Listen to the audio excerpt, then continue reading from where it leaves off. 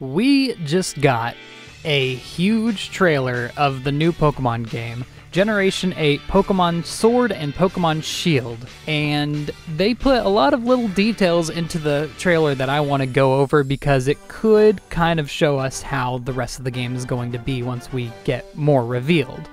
So going right into it, the first scene I want to look at is one of the player house.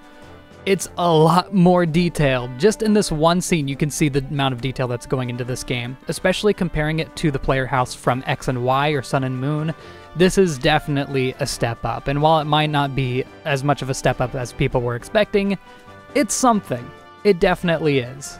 Going into our second scene here, we have a golden field with what looks to be a stadium in the background. Now, one thing I want to point out that you're going to be seeing in a lot of these scenes is just ruins thrown all about this place. I don't know why. It might just be setting the area because this region does seem to be based in Britain and it's kind of known for having quite a few ruins. In fact, you can see Stonehenge in the back corner there.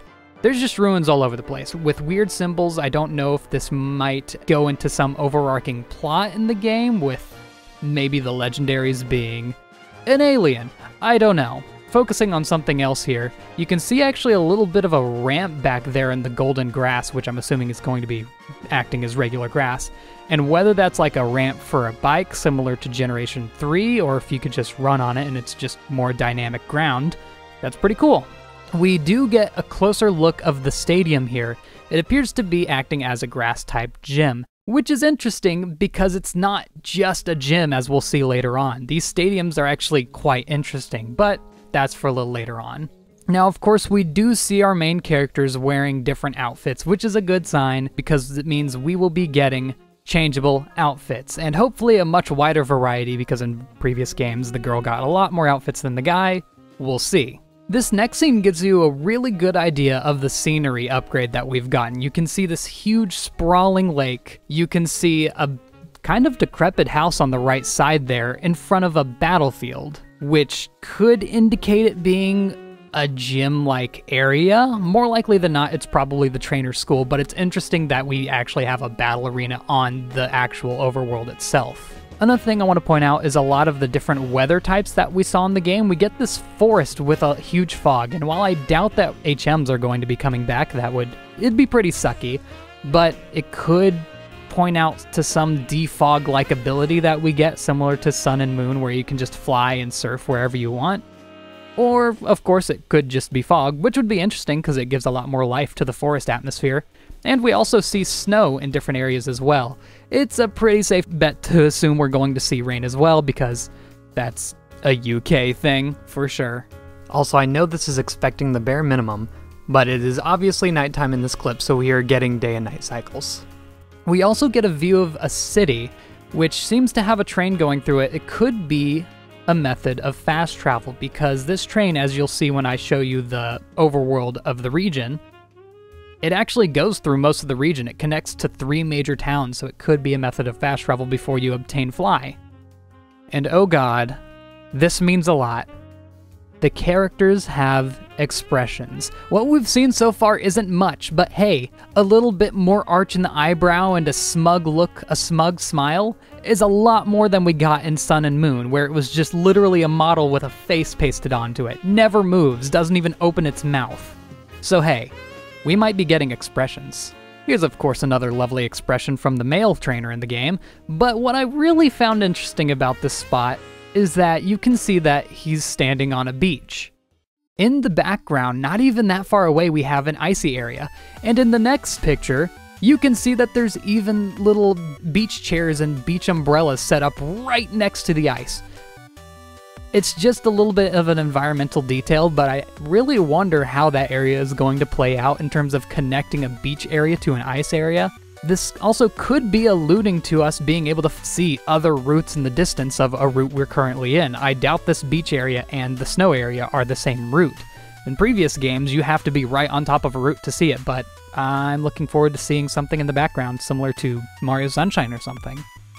Here we have an inside look of one of the stadiums, and as you can see, the ground is very obviously similar to a soccer stadium or a football stadium since we're in the UK here, and this is presumably what one of our gym battles is going to look like, and you can also notice the huge audience in the background, which will definitely make these fights look a lot more lively. Now this one's an interesting one to me. Once again, you can see all the ruins just thrown about the place, as usual, but we have a giant marking on the side of this hill, which I think is commonly believed to be aliens, but it seems to be depicting some sort of giant monster, which could be one of the game's legendaries. And it does appear to be spitting out fire with lightning bolts coming out, so maybe it could be a fire and electric type? Do we have one of those yet? I don't think we have one of those yet. That would be interesting.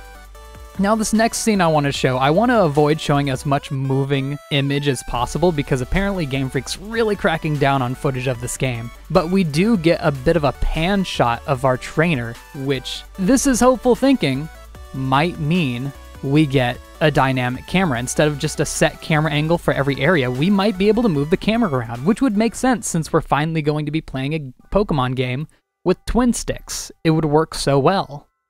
In the next image from the trailer, we have the male Pokemon trainer walking into a stadium, presumably one of the gyms that we saw earlier, in a soccer outfit. And cleverly enough, if you pay attention, the numbers 227 is actually the date that this trailer came out. Kinda clever.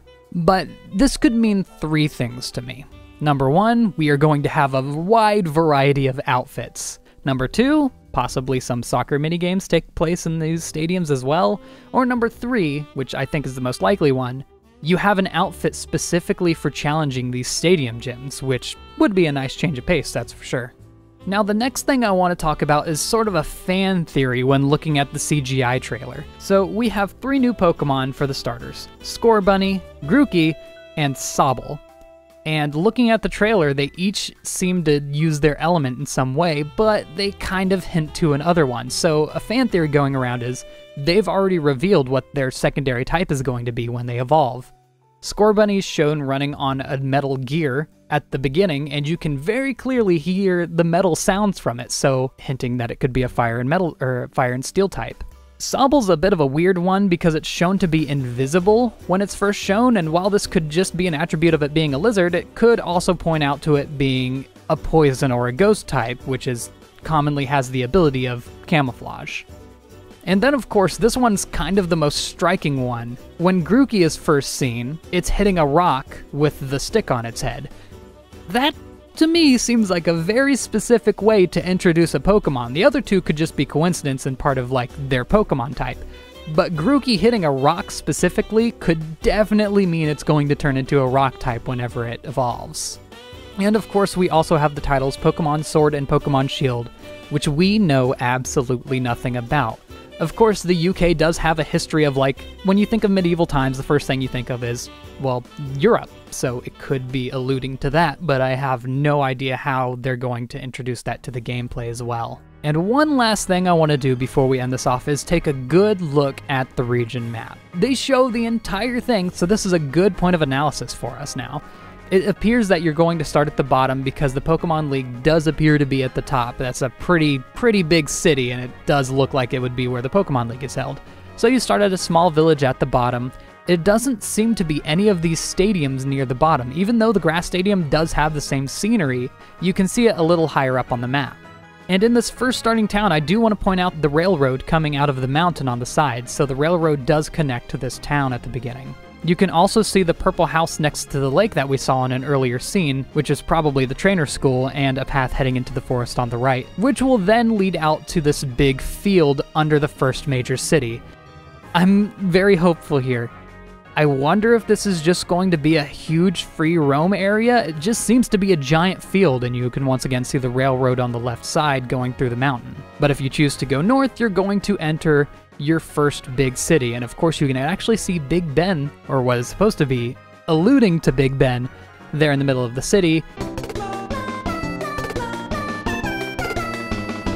And if you take a little bit of a stop to the left, you'll see the first grass stadium, which has the same scenery as the first beginning town. Some farms on the side, large grassy fields, and once again you can see a little bit of Stonehenge there on the left of the stadium. Heading to the right of that, you can see another water stadium. And I just want to point out, these stadiums seem to be gyms. It's probably going to be an 8-gym setup.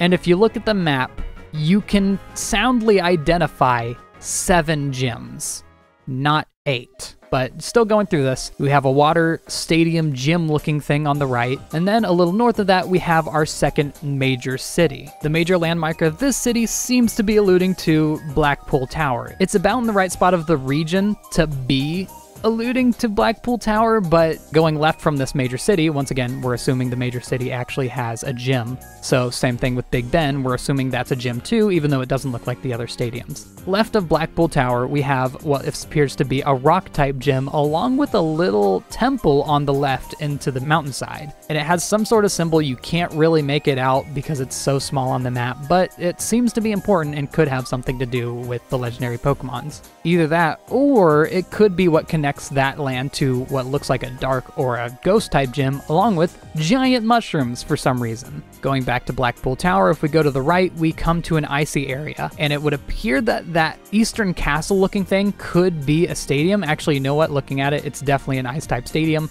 so that's another one of our gyms. The path to the Pokemon League appears to leave from the north of Blackpool Tower, and a little railroad going through there, finally ending up at the Pokemon League. Or what is assumed to be the Pokemon League at least. And it would appear there's one last stadium right next to the Pokemon League, and of course we have a giant Ferris wheel, once again alluding to the major landmarks of the UK. Also, the Pokemon League is definitely a depiction of London due to the fact that Big Ben is there on the left, the London Eye is right next to it, and going off of that, the region is the UK upside down. So since you start at the bottom of the map, it appears you start from Scotland and work your way up into England, which is pretty interesting. And finally, I did make a mock-up of the map we could get of the region based on the paths and the cities.